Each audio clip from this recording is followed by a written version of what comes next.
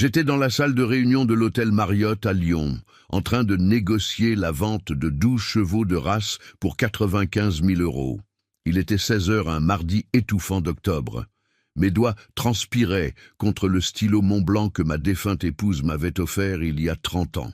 De l'autre côté de la table, 3 acheteurs belges attendaient ma signature finale.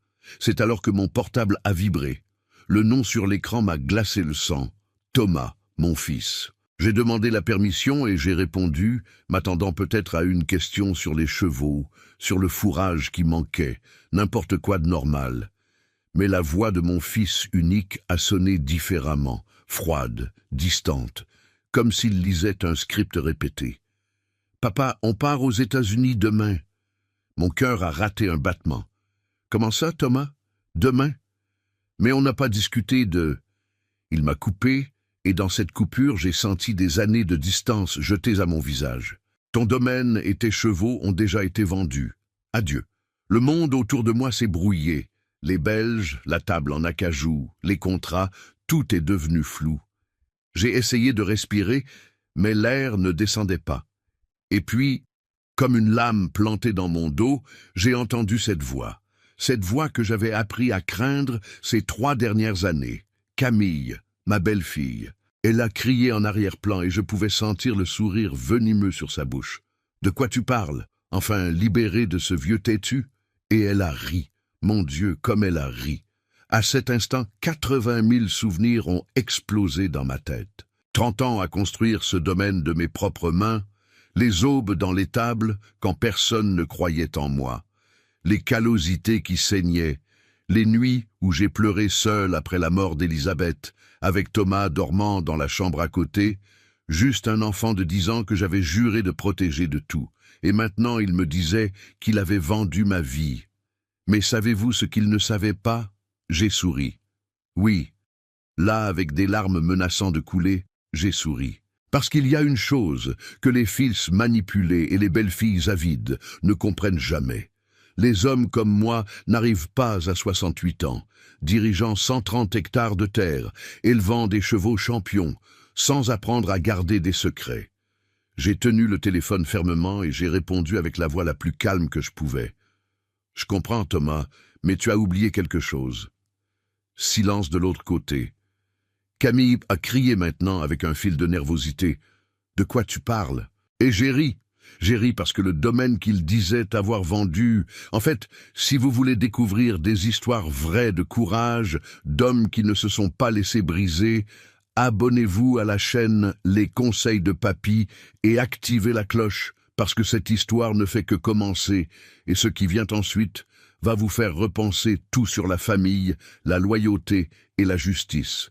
Mais avant que je ne raconte ce qu'ils ont oublié, vous devez comprendre qui je suis. Vous devez comprendre comment un veuf de 38 ans seul a transformé 20 hectares de pâturage sec dans la campagne bourguignonne en un empire qui faisait que des fermiers avec le double de mon âge me demandaient conseil. Parce que ce qui s'est passé lors de cet appel téléphonique n'était pas un accident, c'était le résultat de 40 ans de planification silencieuse. Et quand vous comprendrez cela, vous comprendrez pourquoi je n'ai pas seulement survécu à cette trahison. Je l'ai transformée en la pire décision qu'ils aient jamais prise de leur vie. Mon nom est Jean-Pierre Moreau et je ne suis pas né pour être faible, mais il y a eu un jour où j'ai pensé que je le serais. Un jour où le sol a disparu sous mes pieds et j'étais sûr que je ne pourrais pas me relever. C'était un vendredi de mars, il y a 30 ans. Elisabeth venait d'avoir 43 ans le jeudi précédent. Nous avions fait une petite fête sur la terrasse de notre maison. À l'époque, juste une construction simple de 3 chambres avec des fuites dans le toit et un sol en béton. Elle souriait ce matin-là. Je me souviens de l'odeur du café filtré, mélangée à l'odeur de terre mouillée qui entrait par la fenêtre de la cuisine. Elisabeth portait cette robe à carreaux délavée que je la suppliais de jeter. Elle a embrassé mon front, a appelé Thomas pour le petit déjeuner et est sortie à l'étable comme elle le faisait tous les matins depuis que nous avions acheté ces 20 hectares. 3 heures plus tard, le voisin a frappé à ma porte, le visage pâle. Anévrisme cérébral fulminant. Elisabeth n'a même pas eu le temps de tomber du cheval. L'animal l'a senti et s'est arrêté, comme s'il savait que sa maîtresse était partie. J'avais 38 ans, Thomas avait 10 ans, et je n'avais absolument rien, à part 20 hectares de pâturage sec, 17 têtes de bétail maigre, une dette de 25 000 € à la banque, et un fils qui se réveillait toutes les nuits en pleurant, appelant sa mère. Les gens de la ville ont parlé, oh comme ils ont parlé. Jean-Pierre va devoir tout vendre, le pauvre, seul avec un garçon, sans profession, sans études. Dans 6 mois, il retournera chez ses parents. J'ai entendu chaque mot, avalé chaque prédiction de mon échec, comme si c'était du poison. Et savez-vous ce que j'ai fait? Je me suis levé à 4 heures du matin le lendemain de l'enterrement. J'ai enfilé les bottes en cuir d'Elisabeth, qui étaient grandes pour mes pieds. J'ai mis ses gants de travail et je suis allé à l'étable seul. Les mains ont saigné la première semaine. Ma colonne vertébrale criait de douleur tous les soirs. Je ne savais absolument rien sur la gestion du bétail, sur la rotation des pâturages, sur les vermifuges ou la supplémentation minérale. Mais j'ai appris, mon Dieu, comme j'ai appris. Je me levais quand il faisait encore noir. Thomas prenait son petit déjeuner seul avant l'école, parce que j'étais déjà au champ. Je rentrais avec les ongles sales de terre, avec des hématomes sur les bras d'avoir tenu des poteaux de clôture, avec des brûlures de soleil qui pelaient de ma peau jusqu'à saigner. Il y a eu un jour, je n'oublierai jamais, où je me suis assis par terre dans l'étable, j'ai regardé mes mains pleines de callosités et de blessures, et j'ai pleuré. J'ai pleuré de rage. J'ai pleuré parce que j'étais épuisé. J'ai pleuré parce que personne ne m'enseignait, parce que les hommes de la coopérative riaient du petit veuf qui voulait jouer au fermier, parce que le directeur de la banque me traitait comme si j'étais un enfant demandant de l'argent pour acheter des bonbons. Mais savez-vous ce que j'ai fait après avoir pleuré? Je me suis levé, j'ai essuyé les larmes et je suis retourné au travail. Dans les 5 premières années, j'ai payé la dette, toute, euro par euro. J'ai vendu des veaux. J'ai économisé sur tout. Mes vêtements, mes chaussures, ma nourriture. Thomas portait l'uniforme scolaire jusqu'à ce qu'il se déchire. Je cousais la nuit. Nous mangions du riz, des haricots et des œufs presque tous les jours. Le luxe, c'était un poulet le dimanche. Mais je n'ai pas abandonné. Petit à petit, le domaine a commencé à respirer. J'ai acheté plus de bétail. J'ai appris sur la génétique bovine avec un vétérinaire qui a eu pitié de moi et m'a enseigné gratuitement. J'ai lu des livres, j'ai suivi des cours par correspondance, je suis devenu obsédé. Chaque euro qui entrait, je le réinvestissais. Et puis, il y a 15 ans, j'ai eu une idée. J'ai vu un cheval, selle français, pour la première fois dans une foire agricole à Lyon. C'était un animal magnifique, robe dorée, port élégant, cette allure qui semblait une danse. Le propriétaire demandait 28 000 €, une fortune. Je n'avais que 15 000 € économisés en 5 ans de vache maigre. J'ai négocié, supplié, offert de payer en plusieurs fois. Il a ri de moi. Alors, j'ai montré mes livres de comptabilité. J'ai montré comment seul j'avais transformé un domaine en faillite, en quelque chose de productif. J'ai montré mon plan pour les 10 prochaines années. Il a vendu et m'a même fait une remise. 23 000 €. Cette jument étoile du matin a changé ma vie. En 3 ans, elle m'a donné 4 poulains. J'ai commencé à participer à des expositions. J'ai gagné des prix. Mon nom a commencé à circuler sur le marché. Jean-Pierre Moreau, l'éleveur de sel français de Bourgogne. Des fermiers riches m'appelaient. Des acheteurs venaient de Paris, de Normandie, même de Suisse. Il y a 7 ans, j'ai vendu un poulain champion pour 280 000 €. 280 000 €. Moi, le veuf qui allait échouer. Moi, l'homme qui ne savait rien. Moi qui cousais l'uniforme déchiré de mon fils à la lumière d'une lampe à pétrole pour économiser l'électricité. J'ai acheté plus de terre, rénové la maison, construit des écuries modernes, embauché des employés. Mon domaine est passé de 20 à 130 hectares. Je suis devenu une référence. Des hommes qui ont ri de moi sont venus me demander conseil. Et Thomas, mon fils, a grandi en voyant tout cela, voyant son père travailler comme un animal pour lui donner une éducation, de la nourriture, un avenir. J'ai payé ses études d'administration à Lyon. Il a obtenu son diplôme est revenu au domaine. Je pensais qu'enfin j'aurais un partenaire, quelqu'un pour partager le poids de 3 décennies de lutte. J'étais si fier de lui, jusqu'au jour où il a rencontré Camille. Et tout ce que j'avais construit avec du sang, de la sueur et des larmes a commencé à s'effondrer. Thomas avait 32 ans quand il m'a appelé, excité, disant qu'il avait rencontré quelqu'un de spécial. Mon cœur s'est rempli de joie. Mon fils méritait d'être heureux. Il avait passé des années concentré sur le domaine, les affaires, m'aidant à élargir ce que j'avais construit. Des relations rapides, rien de sérieux. J'avais même perdu l'espoir de le voir fonder une famille. « Papa, elle est incroyable. Tu vas l'adorer. Je vais l'amener dîner à la maison samedi. J'ai passé toute la semaine à préparer cette soirée. J'ai fait nettoyer toute la maison. J'ai acheté des fleurs fraîches, des tournesols jaunes que j'ai mis dans des vases en verre dans le salon. J'ai préparé un bœuf bourguignon, une tarte tatin. J'ai même sorti de l'armoire les verres en cristal que j'avais reçus à mon mariage et que je n'utilisais jamais. Je voulais qu'elle se sente la bienvenue. Samedi est arrivé, 19 heures. J'ai entendu le son de la voiture de Thomas sur l'allée de gravier. Mon cœur battait vite. Cette anxiété agréable de père, rencontrant la possible belle-fille. J'ai lissé ma chemise en lin bleu clair, celle que je portais lors d'occasions importantes, et je suis allé sur la terrasse. Thomas est sorti de la voiture en souriant, et puis elle est descendue. Camille. La première chose que j'ai remarquée était l'âge. Elle était clairement plus âgée que mon fils. J'ai découvert plus tard qu'elle avait 8 ans de plus, 40 ans à l'époque. Cheveux blonds décolorés, tirés en un chignon rigide, ongles artificiels rouges, trop longs, un sac de marque que j'ai reconnu parce que je l'avais vu dans un magazine. 1500 €. Elle portait un ensemble en lin beige et des talons aiguilles fins.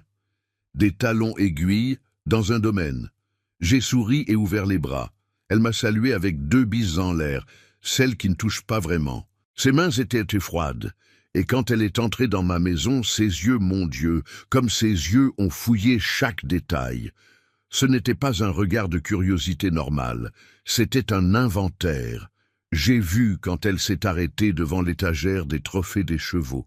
J'ai vu quand elle a regardé fixement le buffet antique en palissandre qui appartenait à ma grand-mère.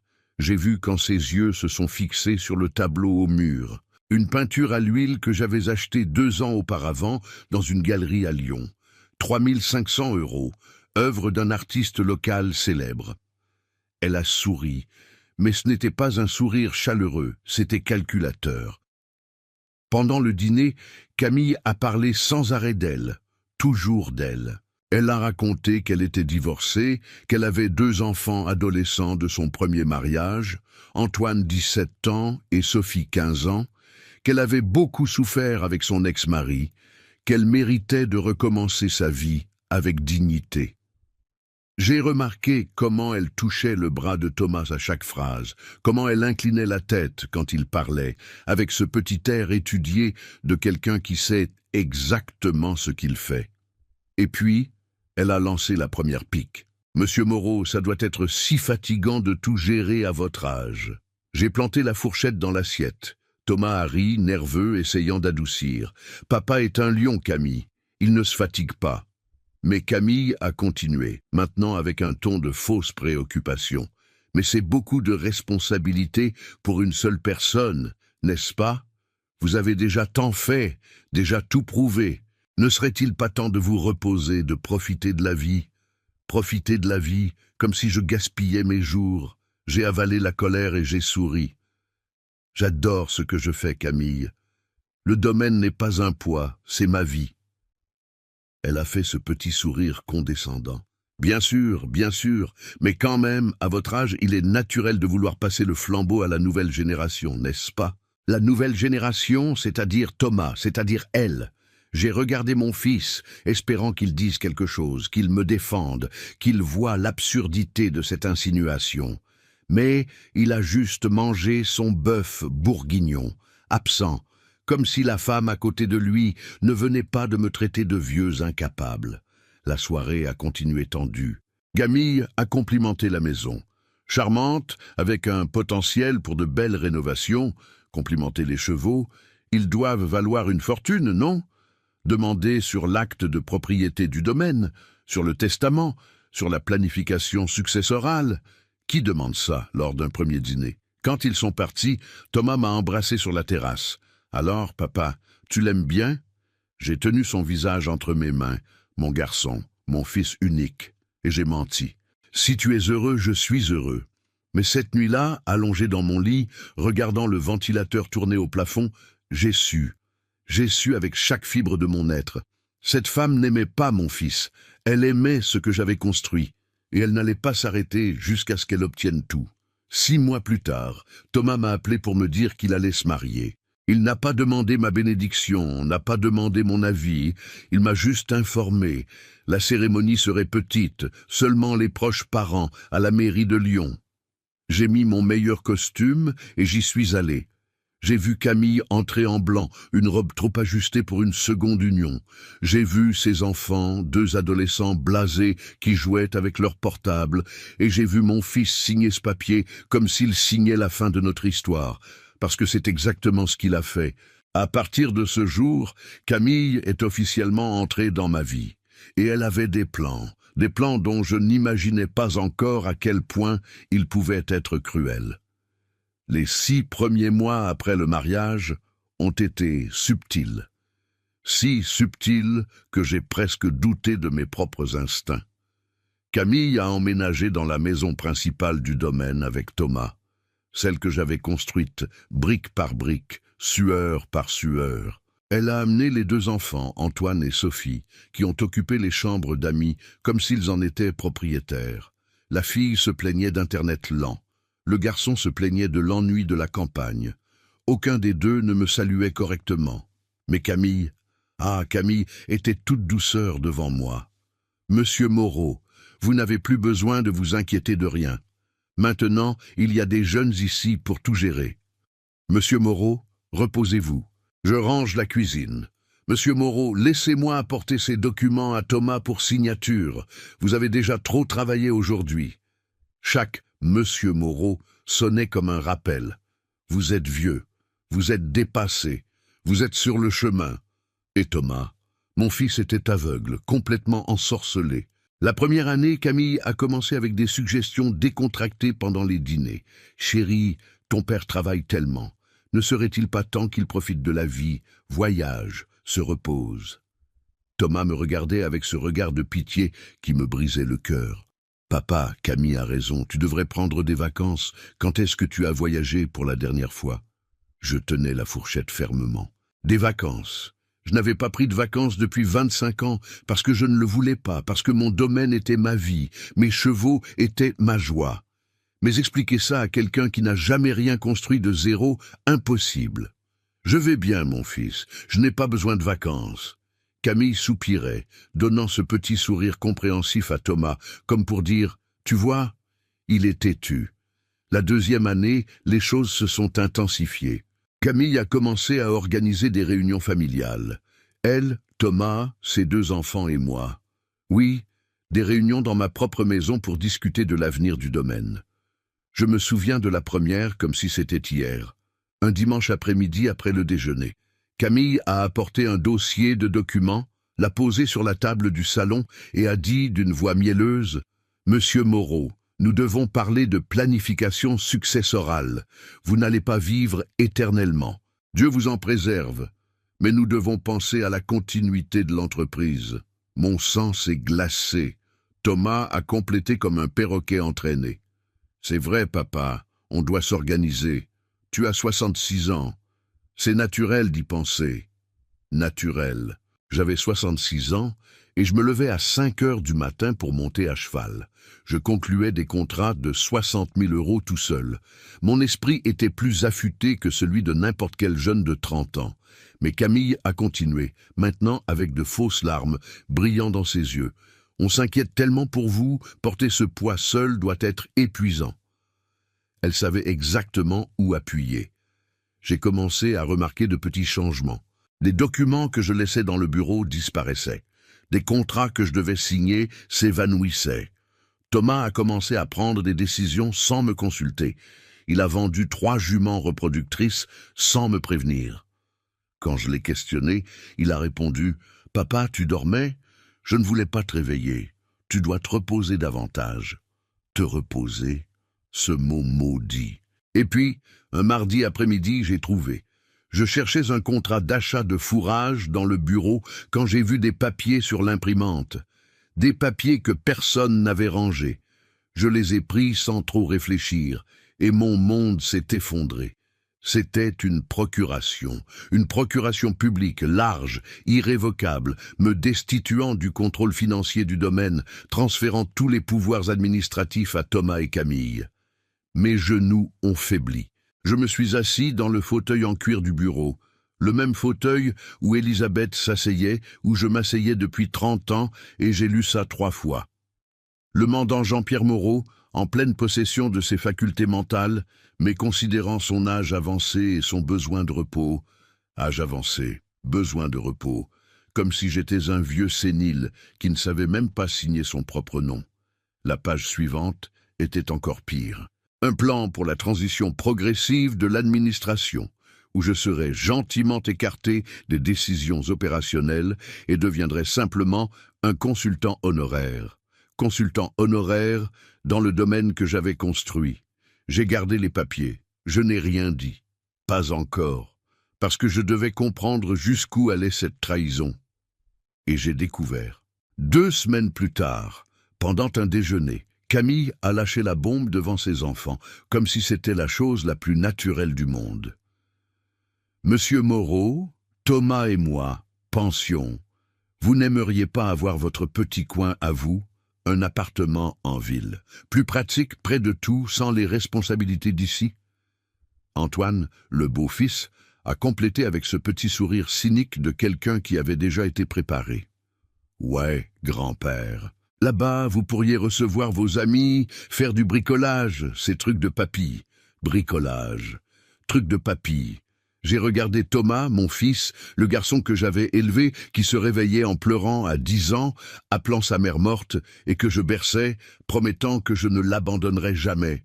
J'ai attendu qu'il dise quelque chose, qu'il me défende, qu'il se souvienne de qui j'étais. Mais il a juste baissé les yeux et murmuré « Papa, on veut juste le meilleur pour toi. Tu es confus. C'est normal à ton âge. » Confus? Ce mot a résonné dans la salle comme un coup de feu. Je n'étais pas confus. J'étais systématiquement, cruellement poussé hors de ma propre vie. Et le pire, mon fils le permettait. Je me suis levé de table sans dire un mot. Je suis allé dans ma chambre, j'ai fermé la porte à clé et pour la première fois en 3 décennies, depuis la mort d'Elisabeth, je me suis senti complètement seul. Il me volait, pas avec violence, avec des mots gentils, de faux sourires et cette arme terrible appelée préoccupation. Et je ne savais pas encore le pire. Le pire allait venir.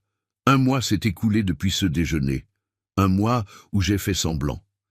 J'ai fait semblant d'accepter mon nouveau rôle. J'ai fait semblant d'être le petit vieux malléable qu'il voulait que je sois.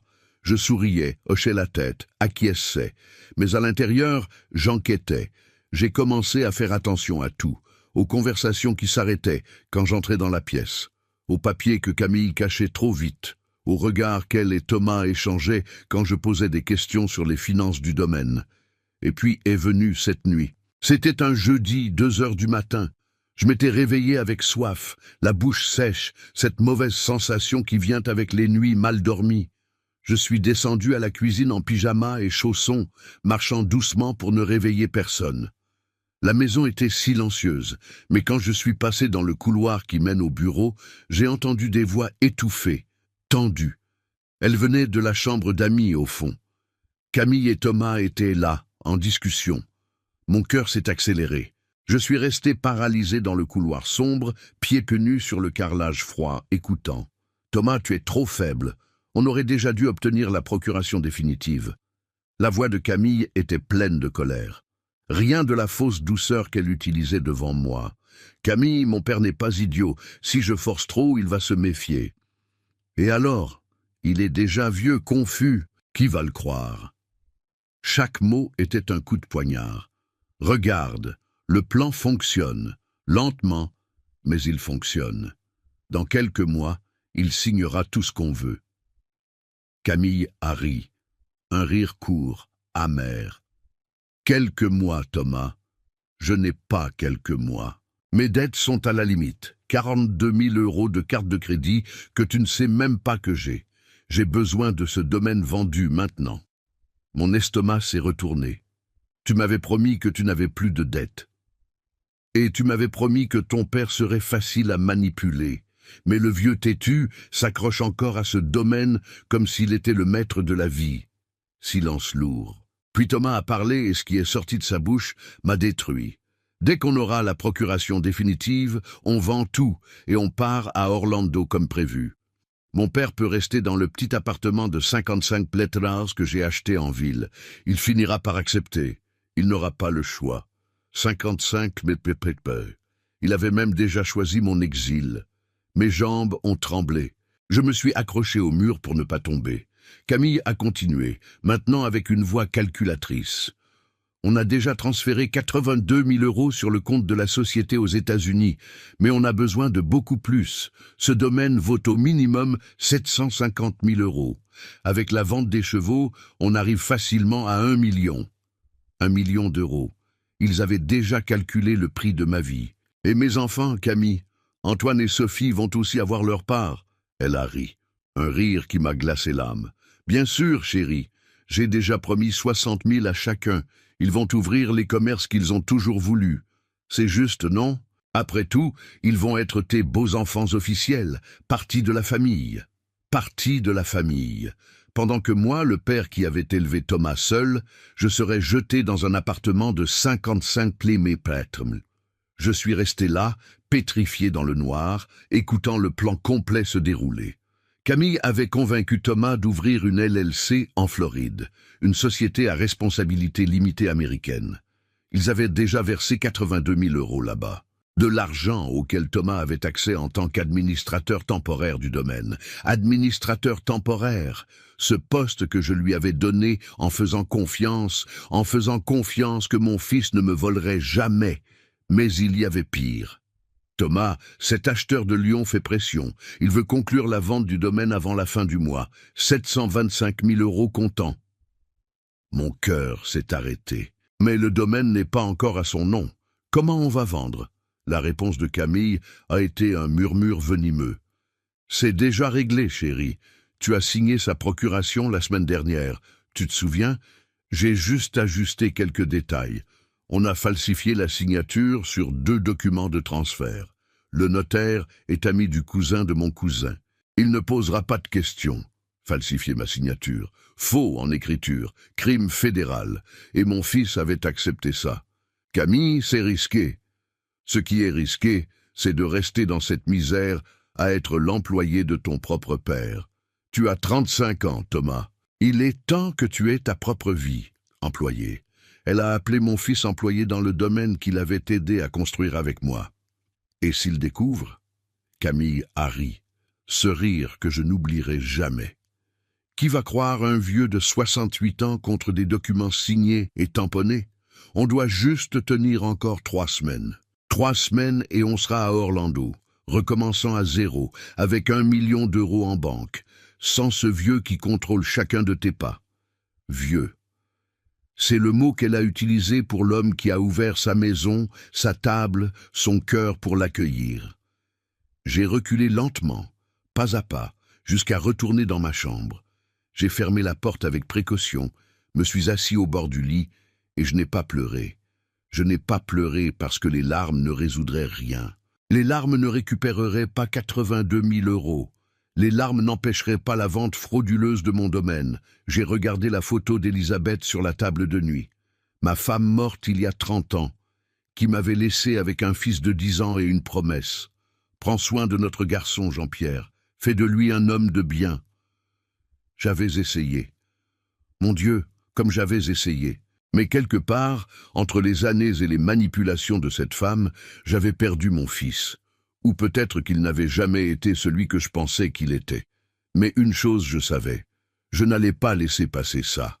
Parce que si une chose que 30 ans de lutte m'avait apprise, c'était celle-ci. Jean-Pierre Moreau n'était pas homme à se rendre. Et cette vipère qui dormait dans la chambre du fond, elle venait de signer sa propre condamnation. Si vous aimez cette histoire de courage et de résistance, n'oubliez pas de liker cette vidéo et de vous abonner à Les Conseils de Papy. L'histoire continue et la justice va frapper à la porte. J'ai décidé de ne pas les confronter. Pas encore. Parce que quand vous connaissez le coup avant qu'il n'arrive, vous avez le pouvoir, vous avez le choix, vous pouvez planifier. Mais je devais agir vite. Le lendemain matin, j'ai appelé mon ancien avocat, maître Henri Dubois, un homme de 62 ans qui me connaissait depuis 20 ans. J'ai tout expliqué, chaque détail de la conversation que j'avais entendue. Il est resté silencieux pendant 10 longues secondes. « Jean-Pierre, c'est très grave. Faux en écriture, détournement de fonds, escroquerie. Votre fils peut aller en prison. » « Je sais, mais j'ai besoin de preuves concrètes avant d'agir. Vous voulez enquêter ? » « Je veux, mais discrètement. Personne ne peut savoir, surtout Thomas. » Henri a soupiré.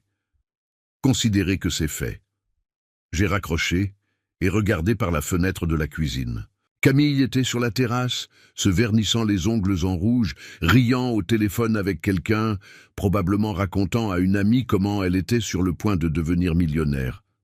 À ce moment-là, je me suis promis, cette femme allait payer. Et Thomas aussi. Mais avant que je puisse monter ma stratégie complète, est venu mon anniversaire, 68 ans. Camille a insisté pour faire une petite fête pour moi. Juste la famille et quelques amis proches à elle. Des gens que je n'avais jamais vus de ma vie. J'ai essayé de refuser, mais Thomas a supplié. « Papa, Camille veut faire quelque chose de spécial pour toi. Elle t'aime tellement. Elle m'aime. Quelle blague cruelle. » J'ai accepté, parce qu'à ce stade, je collectais des munitions. Chaque mot, chaque faux geste, chaque humiliation, tout allait être utilisé contre eux. Le déjeuner était un dimanche, midi. Camille a décoré la table avec des arrangements de fleurs artificielles, des lys en plastique rose vif que je détestais. Elle a fait une lasagne réchauffée et acheté un gâteau industriel de la boulangerie avec ce glaçage trop sucré. 10 personnes sont arrivées. Des amis de Camille, un couple d'entrepreneurs de Lyon, 2 de ses amis qui n'arrêtaient pas de prendre des selfies, son cousin, celui du notaire corrompu. Des gens superficiels, bruyants, qui ne savaient même pas mon nom correctement. Je me suis assis au bout de la table, dans ma propre maison, comme un invité. Et puis ça a commencé. Pendant le déjeuner, Camille a levé son verre de vin bon marché et a fait un toast fort pour que tous entendent.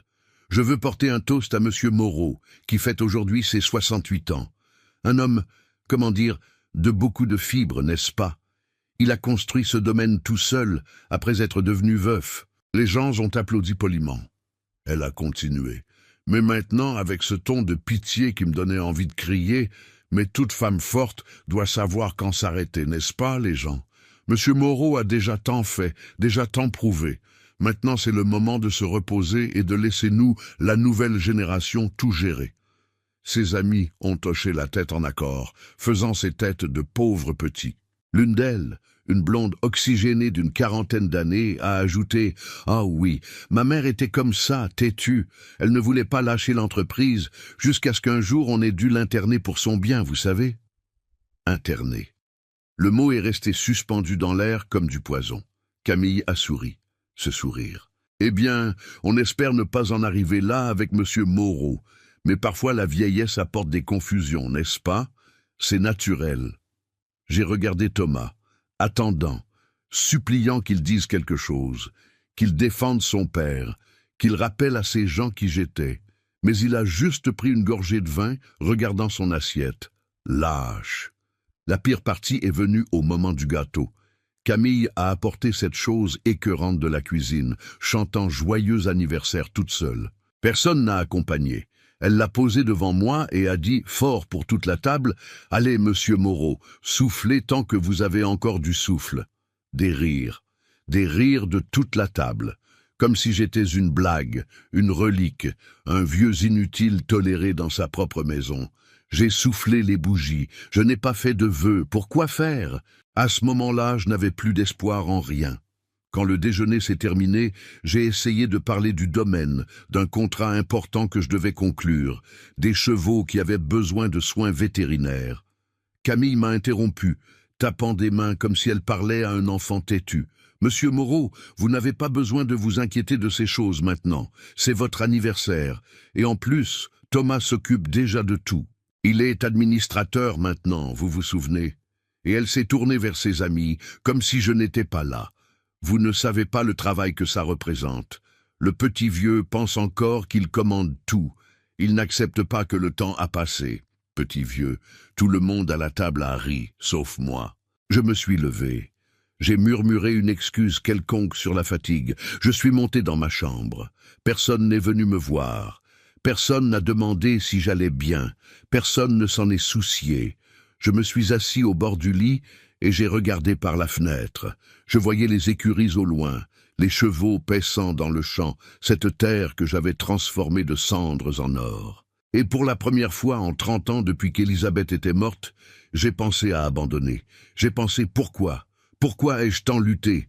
Pour être jeté comme des ordures? Pour être appelé vieux, confus, têtu, poids mort? Les larmes sont venues, chaudes, rageuses. J'ai pleuré seul dans ma chambre le jour de mon anniversaire, pendant qu'en bas les gens riaient et mangeaient mon gâteau sans moi. Je me suis senti invisible, jetable, petit. Mais savez-vous ce qui se passe quand vous touchez le fond? Vous avez deux choix, couler ou vous propulser vers le haut avec toute votre force.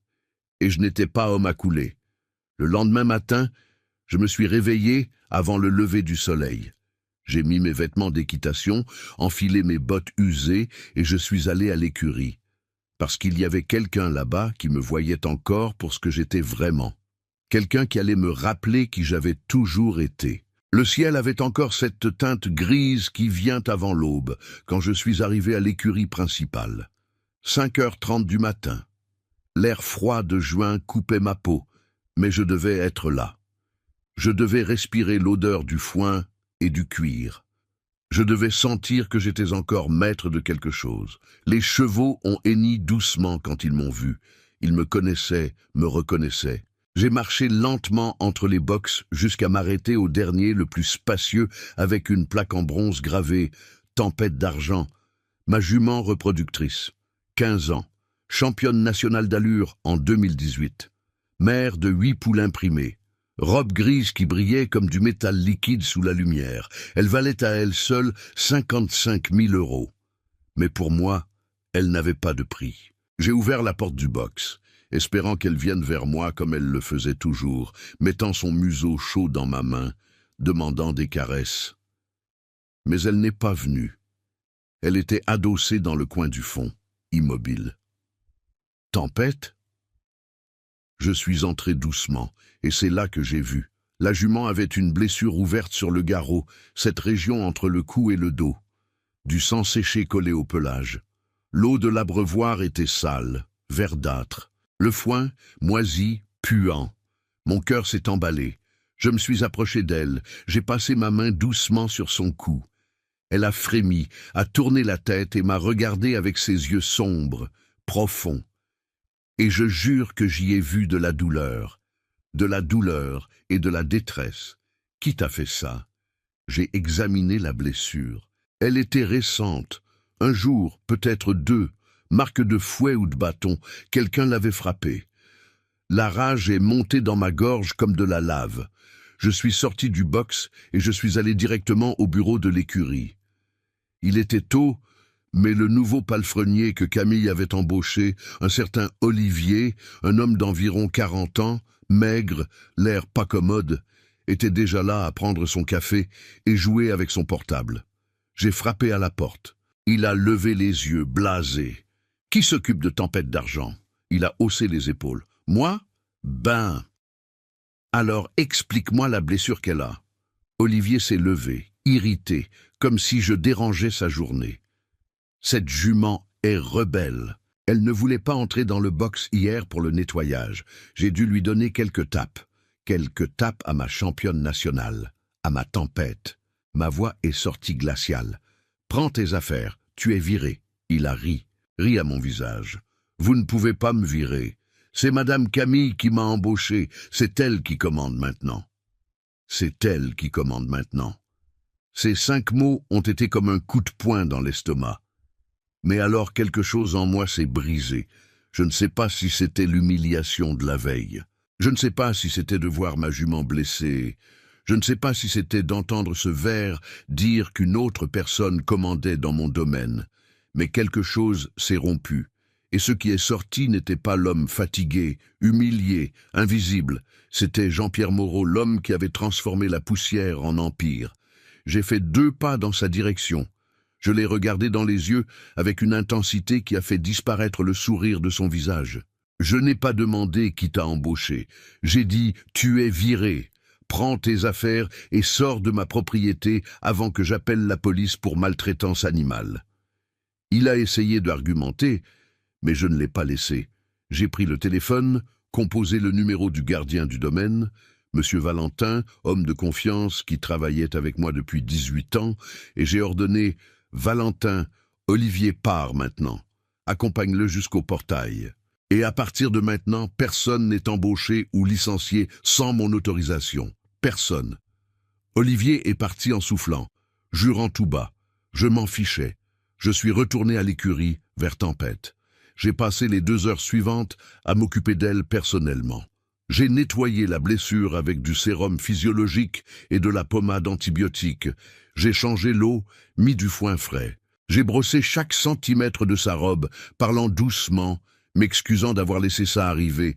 Et pendant que je faisais ça, pendant que je sentais la chaleur du corps de la jument, l'odeur forte de l'écurie, le soleil se levant par la fenêtre, quelque chose en moi s'est rallumé.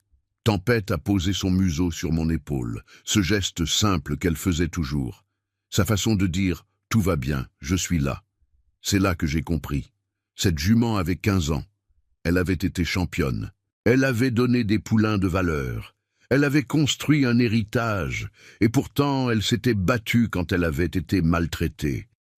Elle ne s'était pas rendue, n'avait pas accepté passivement. Si elle pouvait se battre, moi aussi je le pouvais. J'ai appuyé mon front contre le sien, fermé les yeux et fait une promesse. Personne ne te fera plus de mal, et personne ne me fera plus de mal.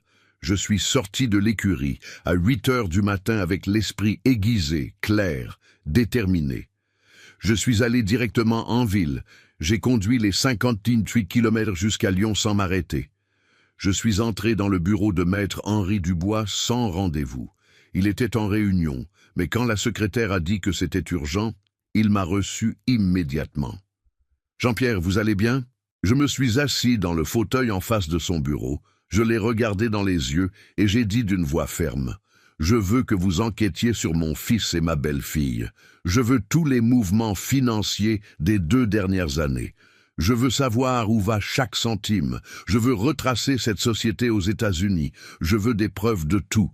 Et je veux un détective privé qui surveille les conversations, les documents, tout. » Henri m'a regardé surpris. Il connaissait le Jean-Pierre fatigué en larmes de la semaine précédente. Mais l'homme devant lui maintenant était différent. Ça va coûter cher. Peu importe, j'utilise mon argent personnel, pas 1 euro du domaine. Il a pris son bloc-notes. Vous êtes sûr? Parce que si on trouve ce que vous pensez qu'on va trouver, votre fils peut aller en prison. J'ai respiré profondément. Alors qu'il y aille, parce que je n'ai pas élevé un voleur, et s'il a choisi d'en être un, il paiera les conséquences. Henri a hoché la tête, a commencé à noter. Je suis sorti de ce bureau 3 heures plus tard avec un plan.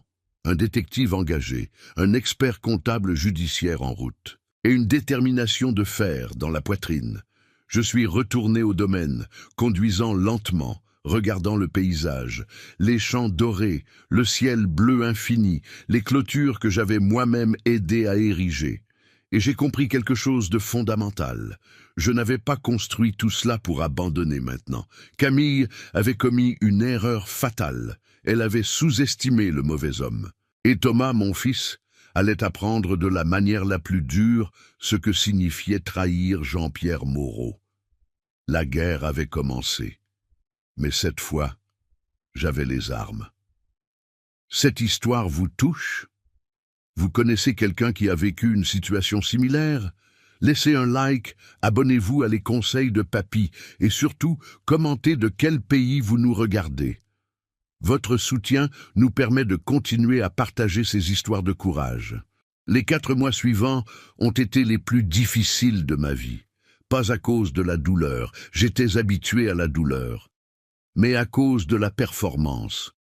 Parce que je devais faire semblant de ne rien savoir, faire semblant d'être le vieux confus qu'il voulait que je sois, sourire à Camille, être d'accord avec Thomas, accepter chaque humiliation la tête basse, pendant qu'à l'intérieur, je rassemblais chaque miette de preuve.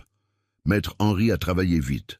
En 2 semaines, le détective privé qu'il avait engagé, un ancien policier fédéral nommé Pascal Mercier, avait déjà commencé à décortiquer la vie de Camille et Thomas. Les réunions se passaient toujours en ville, dans un café discret près du palais de justice. J'inventais des excuses.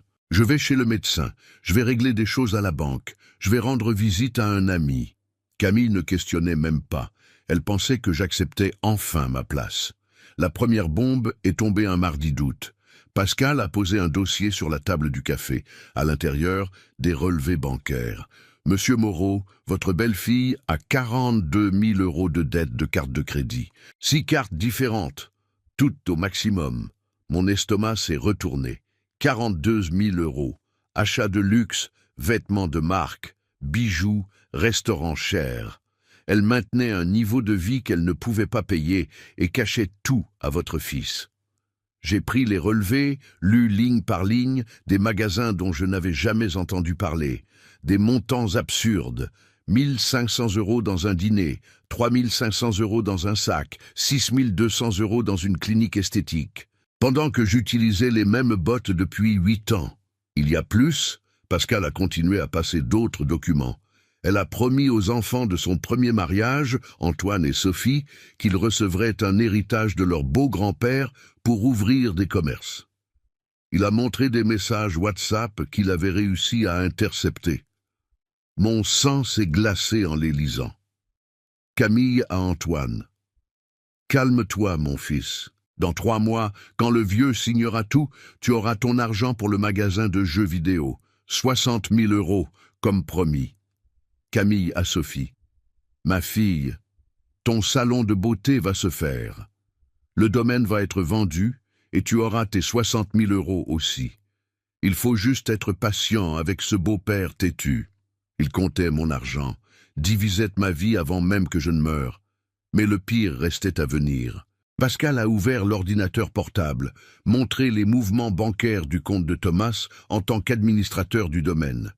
Dans les 18 derniers mois, votre fils a transféré 82 000 € sur un compte de la LLC qu'ils ont ouverte en Floride, Sunshine Farms LLC. 82 000 €, de l'argent de la vente de bétail, de chevaux, de contrats que j'avais conclus, détournés vers les États-Unis. Et il y a plus, ils ont déjà vendu 30 veaux par anticipation. Ils ont reçu 51 000 € d'un abattoir d'Annecy et l'argent a disparu. Il n'est pas entré dans la comptabilité du domaine. 51 000 € simplement évaporés. J'ai fait les calculs mentalement. Ils m'avaient déjà volé plus de 133 000 €. Et le domaine ? Ai-je demandé, la voix tremblante. Ils ont vraiment essayé de le vendre ? Pascal a hoché la tête, sérieux. Oui. J'ai trouvé un contrat préliminaire de vente. L'acheteur est monsieur Gilbert Fontaine, entrepreneur dans l'agrobusiness de Lyon. Valeur, 725 000 €. 725 000 € pour une propriété qui valait facilement 1 million. Le pire, c'est qu'ils ont utilisé une falsification de votre signature sur 2 documents de transfert. J'ai déjà demandé à un expert graphologue d'analyser. C'est une falsification grossière, mais elle a été authentifiée par un notaire corrompu, cousin de votre belle-fille. Crime fédéral. Mon fils avait commis un crime. J'ai respiré profondément. Mes mains tremblaient. Pascal l'a remarqué et a posé sa main sur la mienne. Monsieur Moreau, je sais que c'est difficile, mais vous devez décider. Vous voulez continuer parce que si on continue, votre fils va répondre criminellement. J'ai regardé par la fenêtre du café. J'ai vu des gens passer dans la rue, des gens normaux, vivant des vies normales. Et j'ai pensé, j'aurais pu avoir ça, une vieillesse tranquille, un fils reconnaissant, du respect. Mais non, je devais être là à découvrir que mon propre sang me trahissait. Je veux toutes les preuves, ai-je répondu fermement. Enregistrements, documents, témoins, tout. Pascal a souri. Pas un sourire joyeux, un sourire de respect. On est déjà dessus. J'ai installé des écoutes dans le bureau du domaine avec autorisation judiciaire. Tout est légal. Ces 3 dernières semaines, on a enregistré 12 heures de conversation entre Camille et Thomas. Planification détaillée de comment ils vont diviser l'argent, comment ils vont vous convaincre de signer une procuration irrévocable, comment ils vont vous installer dans un petit appartement pendant qu'ils vivent aux États-Unis. M'installer, comme si j'étais un vieux meuble qui ne sert plus. Dans les semaines suivantes, Pascal a apporté plus, beaucoup plus. Des conversations enregistrées de Camille, appelant Thomas faible et manipulable à ses amis. Le compte bancaire secret où elle déposait de l'argent des petites ventes du domaine que Thomas autorisait. Des messages à son ex-mari demandant de l'argent emprunté parce que le nouveau Pigeon n'a pas encore libéré tout l'argent de son beau-père. Pigeon? Elle a appelé mon fils Pigeon. Et le plus choquant, j'ai découvert que Camille avait tout planifié depuis avant le mariage. Elle avait enquêté sur Thomas, découvert le domaine, mon patrimoine. Elle s'était approchée de lui intentionnellement. Un coup calculé, mon fils n'avait pas été séduit, il avait été chassé, mais ça ne l'exemptait pas. Parce qu'à un moment donné, il avait choisi l'argent, choisi l'épouse manipulatrice, choisi de me trahir. Fin novembre, 4 mois après le début de l'enquête, Pascal a mis une clé USB dans ma main. Tout est là, monsieur Moreau. Des preuves suffisantes pour les faire arrêter tous les deux. Escroquerie, faux en écriture, détournement de fonds. Votre avocat peut déposer une plainte pénale. J'ai rangé la clé USB dans mon sac. Ce petit objet en plastique contenait la destruction de la vie de Camille et de Thomas, mon fils. Cette nuit-là, je me suis assis seul sur la terrasse. J'ai regardé les étoiles. J'ai pensé à Elisabeth, à ce qu'elle ferait, ce qu'elle dirait. Et j'ai décidé. Je n'allais pas seulement les exposer, j'allais faire en sorte que chaque humiliation qu'ils m'avaient causée leur soit retournée avec intérêt. Parce qu'il y a une différence entre la vengeance et la justice. Et ce que j'allais faire, c'était de la justice pure. Décembre est arrivé avec une chaleur étouffante, le type de chaleur qui fait fondre l'asphalte, qui fait trembler l'air, qui assèche la gorge rien qu'en respirant. J'étais à Lyon, dans la salle de réunion de l'hôtel Marriott, concluant la vente de 12 poulains à 3 acheteurs belges. 95 000 €. Un des plus gros contrats de l'année. Le stylo Montblanc était dans ma main, prêt à signer. Il était 16 heures quand mon portable a vibré sur la table. Thomas, mon fils. Mon cœur s'est serré, pas parce que j'avais peur, mais parce que je savais, après 4 mois d'enquête, je savais que quelque chose arrivait. Maître Henri m'avait prévenu le matin. Jean-Pierre, ils ont accéléré. L'acheteur du domaine fait pression. Ça peut arriver à tout moment.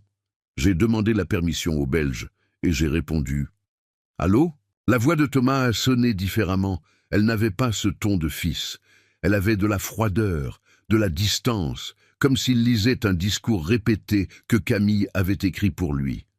« Papa, on part aux États-Unis demain. » Mon estomac s'est retourné. Demain. Ils étaient si sûrs qu'ils avaient déjà acheté les billets. « Comment ça, Thomas? Demain? Mais on n'a pas parlé de... » Il m'a coupé, n'a même pas laissé finir. « Ton domaine et tes chevaux ont déjà été vendus.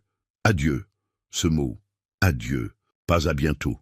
Pas on se parle. Adieu. Comme s'il me jetait, m'effaçait de sa vie. Les Belges à la table sont devenus flous. Ma vision s'est brouillée. J'ai dû m'accrocher au bord de la chaise pour ne pas vaciller. Et puis est venue cette voix que j'avais appris à haïr plus que tout au monde. Camille a crié en arrière-plan, loin du téléphone, mais j'ai entendu chaque mot venimeux. « De quoi tu parles? Enfin libéré de ce vieux têtu ?» Et elle a ri. Ce rire aigu plein de fausses victoires, comme si elle avait gagné une guerre, comme si j'étais juste un obstacle qui avait finalement été enlevé du chemin. À cet instant, tout est venu d'un coup. Les 30 aubes suantes dans l'étable après la mort d'Élisabeth. Les mains saignant d'ériger des clôtures. Les genoux blessés de planter chaque arbre de ce domaine. Les nuits où j'ai sauté le dîner pour économiser et payer les études de Thomas. La fierté que j'ai ressentie quand il a obtenu son diplôme, quand il est revenu pour m'aider. Tout jeté aux ordures à cause d'une femme avide et d'un fils faible. Mais savez-vous ce qui s'est passé? Au lieu de m'effondrer, au lieu de pleurer, quelque chose en moi a souri. Parce que pendant 4 mois, pendant qu'il planifiait de me détruire, j'étais un pas en avance. J'avais des preuves, des enregistrements, des documents, des témoins. Je connaissais chaque centime volé, chaque mensonge dit, chaque signature falsifiée. Et il n'en avait aucune idée. J'ai respiré profondément. Séché la larme qui menaçait de tomber. Regardé les 3 Belges qui m'observaient inquiets. Fait un signe que tout allait bien. Et j'ai répondu à mon fils avec la voix la plus calme que je pouvais. Presque douce, presque paternelle. Je comprends, Thomas. Mais tu as oublié quelque chose. Silence de l'autre côté de la ligne. Je pouvais sentir la confusion, la nervosité, la sensation que quelque chose n'allait pas. Camille a crié de nouveau, maintenant, avec un fil de désespoir dans la voix. « De quoi tu parles ?» Et j'ai souri, un sourire authentique, parce que ça allait être si délicieux de démonter leur farce. « Vous avez vendu le domaine, c'est ça ?» Thomas a bégayé. « Oui. 725 000 €. L'acheteur a déjà payé 181 000 d'acompte. Tout est arrangé.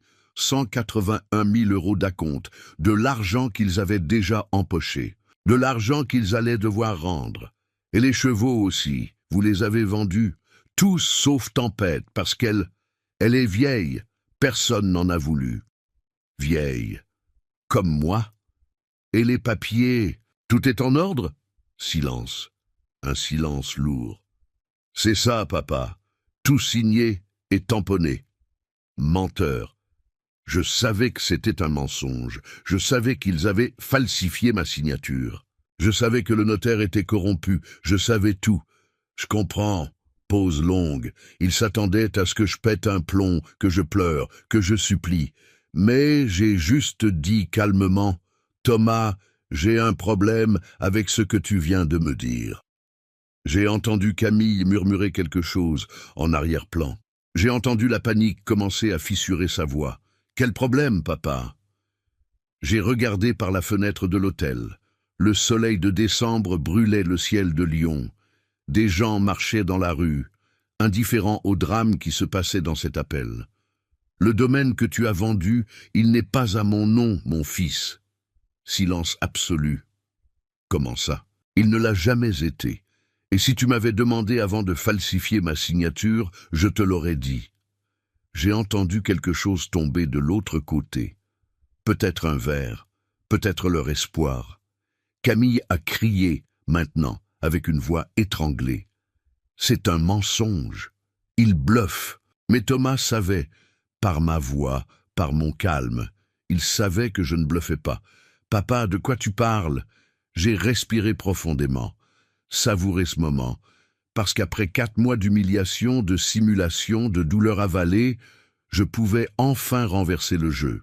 Il y a 40 ans, quand ta mère est morte, j'ai mis toute la propriété au nom d'une holding familiale, créée avec mon père, l'avocat Auguste Moreau, pour sécurité, par peur des invasions de terre qui se passaient à l'époque. Silence mortel. Tu n'as jamais eu le pouvoir légal de vendre quoi que ce soit, Thomas. Toutes ces procurations que tu as sont limitées, opérations quotidiennes, achat d'intrants, embauche d'employés, rien de plus. Camille a crié quelque chose que je n'ai pas compris. Ça ressemblait à un animal blessé. L'acte que vous avez utilisé pour vendre le domaine est faux. L'acheteur qui a payé 181 000 € d'acompte va vouloir son argent, avec une pénalité de 40% selon le contrat que j'ai demandé à mon avocat de réviser. J'ai fait une pause. Laissez ça s'imprégner. C'est-à-dire que vous allez devoir rendre 253 000 €, de l'argent que vous n'avez pas. Thomas a commencé à bégayer. Sa voix est sortie brisée, désespérée. « Papa, je n'ai pas... Camille a dit que... J'ai pensé que... Tu as pensé que j'étais un vieil idiot ?» Silence. « Tu as pensé que tu pouvais me voler, m'humilier, me jeter dans un appartement de 55 m² pendant que vous viviez avec mon argent aux États-Unis ?» J'ai entendu Camille pleurer en arrière-plan. Pas des larmes de regret, des larmes de désespoir d'avoir perdu. « Thomas, je vais te donner un conseil de père. Trouve-toi un avocat, un bon. Parce que ce que tu as fait s'appelle escroquerie et faux en écriture. Et j'ai des preuves de tout. » J'ai raccroché. Mes mains tremblaient. Mais pas de peur, de soulagement, de justice. Les Belges me regardaient bouche bée. J'ai souri vers eux, pris le stylo et signé le contrat. Désolé pour l'interruption, messieurs. Affaire de famille. La guerre était finie. Mais l'exécution de la sentence ne faisait que commencer. N'oubliez pas de liker cette vidéo si vous aimez les histoires de justice et abonnez-vous à Les Conseils de Papy pour ne manquer aucune de nos histoires. Commentez de quel pays vous nous regardez. 3 jours après cet appel, j'ai envoyé un message à Thomas, court, direct, glacial. J'ai besoin que toi et Camille veniez au domaine demain, 10 heures du matin. Sujet urgent sur le transfert de propriété. Apportez les documents de la vente. Il a répondu en 5 minutes. « Ok, papa, on y sera. » Bien sûr qu'ils allaient venir. Ils pensaient encore qu'ils avaient une chance de réparer le mensonge, de me convaincre que tout allait bien, de me manipuler une fois de plus. Mais ce qu'ils ne savaient pas, c'est que je n'étais pas seul. Le vendredi matin, à 9 heures, j'ai commencé à recevoir les visites. Le premier à arriver a été maître Henri Dubois, mon avocat, avec 2 dossiers épais de documents sous le bras. Et il était sérieux, mais j'ai perçu une lueur de satisfaction dans ses yeux. La justice enfin rendue. Ensuite est arrivé le commissaire Maurice Leclerc, mon ami de 20 ans, ancien collègue d'Elisabeth au temps de l'université. Homme intègre, incorruptible. Il a amené 2 huissiers de justice. « Jean-Pierre, vous êtes sûr de ça ?» il a demandé, serrant ma main. « Absolument. » Et puis est arrivé Gilbert Fontaine, l'acheteur du domaine. Un homme d'une 50aine d'années, entrepreneur dans l'agrobusiness, l'air peu commode. Il était furieux. « Monsieur Moreau, j'ai payé 181 000 € d'acompte pour cette propriété. Si cette vente ne se concrétise pas, je vais poursuivre tout le monde. » Henri a levé la main, calme. « Monsieur Fontaine, vous avez été victime d'une fraude. Monsieur Moreau n'a autorisé aucune vente. La signature sur les documents est falsifiée. » Fontaine est devenu blanc. « Falsifié? On va le prouver aujourd'hui et vous aurez votre argent. Soyez tranquille. » À 10 heures pile, j'ai entendu le son de la voiture de Thomas sur l'allée de gravier. Nous étions tous dans le salon principal. Moi, assis dans le fauteuil en cuir qu'Elisabeth adorait. Henri à ma droite. Maurice à ma gauche. Les 2 huissiers debout au fond. Fontaine assis dans un autre fauteuil, bras croisés. Thomas et Camille sont entrés par la terrasse. Ils étaient radieux, souriants. Thomas portait une chemise sociale claire, un jean, des chaussures neuves. Camille était en robe rose, maquillage parfait, ce petit sourire victorieux sur le visage. Elle portait un sac, probablement avec les billets pour Miami, les preuves de dépôt, les rêves de richesse. Mais quand ils ont ouvert la porte du salon et vu tous ces gens, le sourire est mort. Camille s'est arrêtée, Thomas aussi. Leurs yeux ont couru de personne en personne, essayant de comprendre. « Papa, qu'est-ce qui se passe ici ?» Thomas avait de la peur dans la voix. Il reconnaissait le commissaire, voyait les huissiers en uniforme. Camille a essayé de dissimuler, forçant un rire nerveux. « Monsieur Moreau, quelle réunion est-ce? Ce n'était pas juste pour signer les documents finaux ?» Je n'ai pas répondu. J'ai juste pointé les chaises vides devant la table basse. « Asseyez-vous. » Ce n'était pas une invitation, c'était un ordre. Ils se sont assis. Camille a essayé de tenir la main de Thomas, mais il tremblait. Henri a ouvert le premier dossier, sorti une enveloppe épaisse, l'a posée sur la table. « Commençons par les bases, » dit-il avec une voix de procureur. « Thomas Moreau et Camille Costa Moreau, vous avez essayé de vendre une propriété qui ne vous appartient pas. Vous avez utilisé une falsification de signature dans des documents publics. Vous avez détourné plus de 133 000 € de fonds du domaine vers des comptes personnels. Camille s'est levée, agressive. C'est un mensonge. On a une procuration. Thomas est administrateur. Henri n'a même pas cligné des yeux. Procuration limitée. Opération quotidienne. Jamais, à aucun moment, il n'y a eu d'autorisation pour vendre le patrimoine. Il a sorti un autre document, un certificat. Le domaine Sainte-Hélène appartient à la Holding Moreau et Fils Agriculture SAS, enregistré en 1985 sous contrôle sociétaire majoritaire de Jean-Pierre Moreau. Thomas possède 10% de participation, héritage de sa mère. Mais il n'a pas le pouvoir de décision sur la vente ou l'aliénation de biens. Thomas est devenu blanc comme du papier. « Mais papa, tu ne m'as jamais dit, tu n'as jamais demandé, » ai-je répondu glacial. « Si tu m'avais approché avec respect en tant que fils, au lieu de me traiter comme un vieux sur le chemin, je t'aurais tout expliqué. » Henri a continué. « Implacable. Vous avez reçu 181 000 € d'acompte de M. Gilbert Fontaine, ici présent. » Fontaine s'est penché, fusillant les deux du regard. « Et je veux mon argent, avec les 40% de pénalité prévues au contrat. Ça fait 253 000 €. Camille a commencé à pleurer. Pas de tristesse, de panique. On n'a pas cet argent, on a déjà dépensé, on a déjà acheté, on a déjà transféré, on a déjà volé, j'ai complété. 82 000 € détournés vers les États-Unis, 51 000 € de vente irrégulière de bétail, plus l'acompte de Fontaine. Au total, 314 000 €. Henri a sorti une autre enveloppe. Celle-ci était la plus lourde. Voici les enregistrements. 4 mois de conversation interceptées légalement avec autorisation judiciaire où vous planifiez en détail comment vous débarrasser de M. Moreau. Il a posé un petit magnétophone sur la table, appuyé sur play. La voix de Camille a rempli la salle. Dès qu'on aura la procuration définitive, on vend tout et on part à Orlando. Ton père peut rester dans le petit appartement en ville. Il finira par accepter. Il n'aura pas le choix. Thomas a commencé à pleurer doucement, les mains sur le visage. Maurice, le commissaire, s'est levé, sorti les menottes de sa ceinture. Camille Costa Moreau, Thomas Moreau, vous êtes en état d'arrestation préventive pour escroquerie, faux en écriture de documents publics et détournement de fonds. Camille a crié. Essayez de courir. Les huissiers l'ont maîtrisé. Tu détruis ta propre famille, espèce de monstre. Tu es un monstre.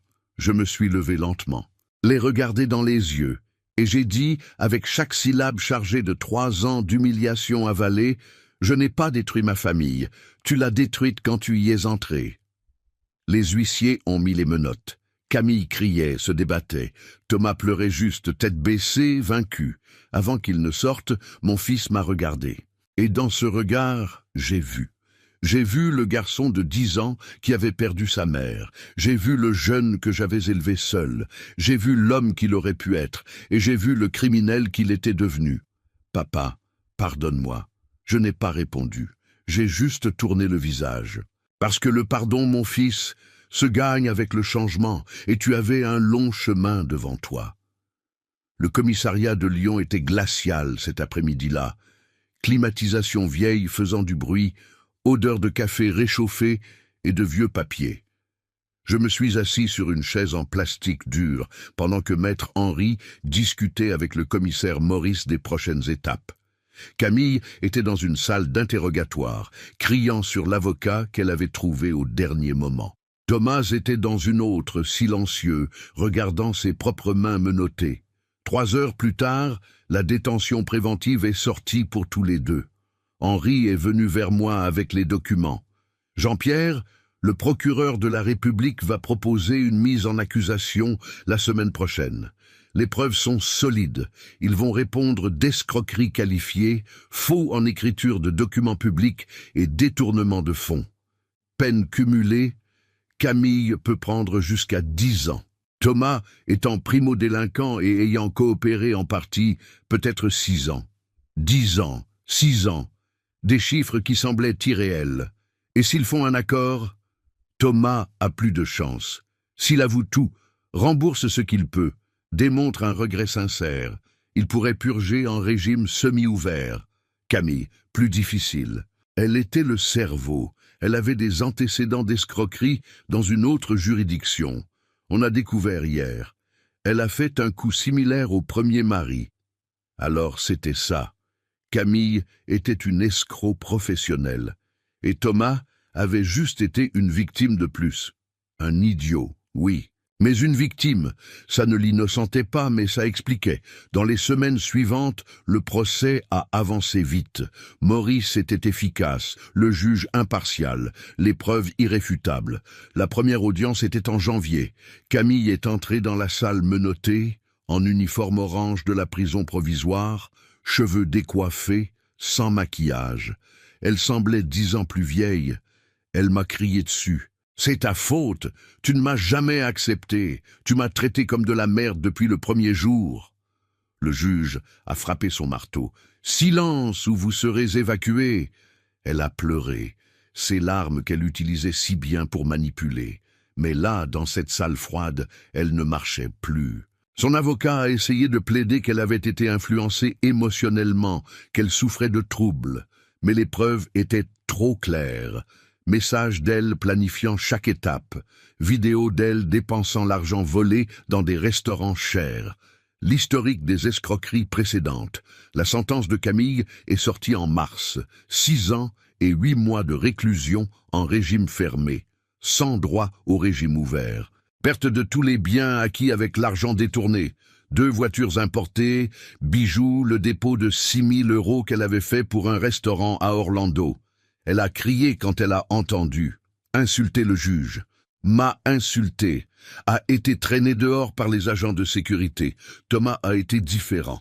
À son audience, 2 semaines plus tard, il est entré tête baissée, maigre, cerne profond, barbe non faite. Il ressemblait à un fantôme du fils que j'avais élevé.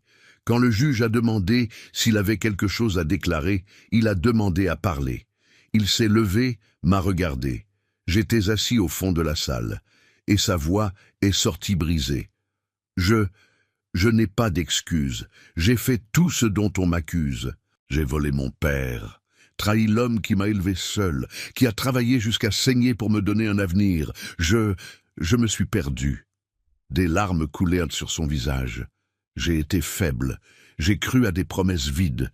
J'ai pensé que l'argent allait me rendre heureux. Et dans le processus, j'ai détruit la seule personne qui m'a toujours vraiment aimé. Il a regardé le juge. Je mérite d'être puni. Je mérite de payer pour tout.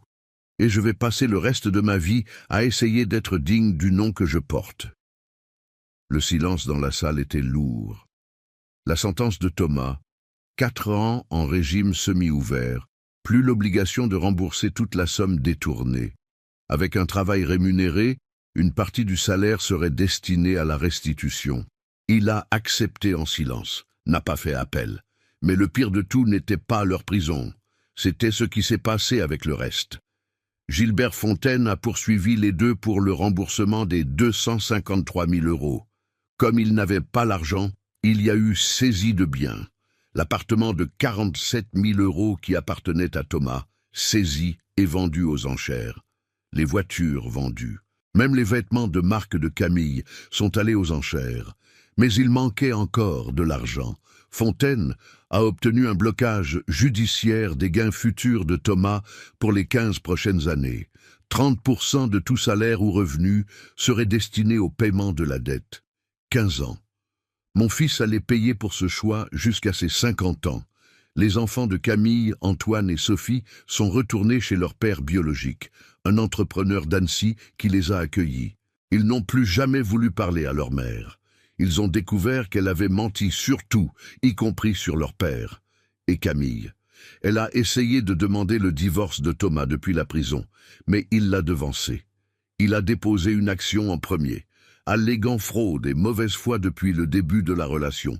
Le divorce est sorti en 2 mois, sans partage de biens. Il n'y avait pas de biens à partager. Camille a découvert les dettes qu'il ne connaissait pas. Les 42 000 € de cartes de crédit, plus des prêts avec des usuriers qu'elle cachait. Total, Un demi-million d'euros de dettes rien qu'à elle, et elle allait sortir de prison devant tout ça, sans rien, sans personne. En avril, 6 mois après l'arrestation, j'ai reçu une lettre. C'était de Thomas. Je l'ai ouverte avec les mains tremblantes. Papa, je n'espère pas que tu me pardonnes. Je n'espère pas qu'un jour tu me regardes comme avant. Mais j'ai besoin que tu saches. Tu m'as sauvé. Tu m'as sauvé de moi-même, de l'homme horrible que je devenais. Allongé dans le lit de cette prison toutes les nuits, je pense à tout ce que tu as fait pour moi et à comment j'ai rendu ça avec de la trahison. Je vais sortir d'ici dans 2 ans si je maintiens une bonne conduite. Et quand je sortirai, je vais travailler. Je vais payer chaque centime que j'ai volé. Je vais reconstruire mon caractère, même si ça prend le reste de ma vie, parce que tu mérites un meilleur fils. Et je vais devenir cet homme. Avec amour et honte, Thomas. J'ai plié la lettre, l'ai rangée dans le tiroir, et pour la première fois en moi, j'ai pleuré. Pas de tristesse, pas de colère, mais d'espoir, parce que mon fils s'était enfin réveillé. Les premiers mois après les sentences ont été étranges. Le domaine continuait de fonctionner. Il avait toujours fonctionné, parce que je n'avais jamais arrêté. Mais il y avait un silence différent. Les chambres que Camille, Thomas et les beaux-enfants occupaient étaient vides maintenant. J'ai fait tout nettoyer, donné ses vêtements à des associations caritatives, les meubles qu'elle avait achetés avec de l'argent volé, vendu. Chaque centime est retourné dans les coffres du domaine. J'avais ma maison de nouveau, mais j'étais aussi seul de nouveau. Les premières semaines, je n'ai pas pu visiter Thomas. Henri a demandé si je voulais y aller, mais j'inventais toujours des excuses. Je suis occupé avec les chevaux, je dois conclure des contrats. Ce n'est pas le moment. La vérité, j'avais peur. Peur de regarder mon fils à travers cette vitre de visite et de voir le garçon que j'avais élevé. Peur de ressentir de la pitié, peur de faiblir. Mais en mai, 3 mois après la prison, j'ai pris mon courage. C'était un mardi. J'ai conduit jusqu'à Villefranche-sur-Saône, où se trouvait le centre de détention provisoire. Bâtiment gris, barreaux, fils barbelés, cet endroit où mon fils dormait maintenant. J'ai passé la fouille. Laissé mon sac, mon portable, tout, suis entré dans la salle de visite. Tables en fer, chaises inconfortables, odeur de désinfectant bon marché, et puis il est entré, mon Dieu, comme il était maigre. Thomas portait un uniforme beige, cheveux rasés, barbe faite, il avait des cernes profonds, des épaules tombantes. Mais quand il m'a vu, quelque chose a brillé dans ses yeux, pas du bonheur, de la honte mélangée à du soulagement. Il s'est assis en face de moi, ne savait pas où mettre ses mains. « Papa !» Je suis resté silencieux, je l'ai juste regardé. Merci d'être venu. Je pensais que je ne te reverrais plus jamais. » Sa voix était rauque, comme s'il avait beaucoup pleuré. « Comment tu vas ?» j'ai demandé, pas par politesse, mais parce que, même après tout, c'était encore mon fils. Je survis. Je travaille à la cuisine. Je me lève à 5 heures. Je fais 400 repas par jour. Je gagne le SMIC. 30% va pour payer la dette à Fontaine. Le reste, je le garde. Il a regardé ses propres mains calleuses. Pour la première fois de ma vie, je paie mes factures avec l'argent que j'ai gagné. Et tu sais ce qui est le plus étrange ? Je me sens propre. Je n'ai pas répondu. Je n'étais pas encore prêt à le consoler. « Papa, je sais que j'ai tout détruit. Je sais que tu ne me pardonneras jamais. Mais j'ai besoin que tu saches. Camille demande que je témoigne contre toi. Elle dit que tu as falsifié des preuves, que tu as tout manipulé. Son avocat m'a contacté. » Mon estomac s'est serré. « Et qu'est-ce que tu as dit ?» Il m'a regardé dans les yeux. Et pour la première fois en années, j'ai vu de l'honnêteté, là. J'ai dit non, que toutes les preuves sont réelles, que j'ai commis les crimes dont on m'accuse, et que si elle veut essayer de m'utiliser encore une fois, elle peut oublier. J'ai respiré profondément. « Pourquoi tu as fait ça, Thomas? Pourquoi tu l'as choisi au lieu de moi ?» Il a baissé la tête. Les larmes sont venues. Parce que je me suis senti important. Pour la première fois, quelqu'un me regardait comme si j'étais spécial, pas juste le fils de Jean-Pierre Moreau. Elle me faisait sentir que j'étais le patron, que j'étais le puissant, et j'ai été trop idiot pour voir qu'elle voulait juste ton argent.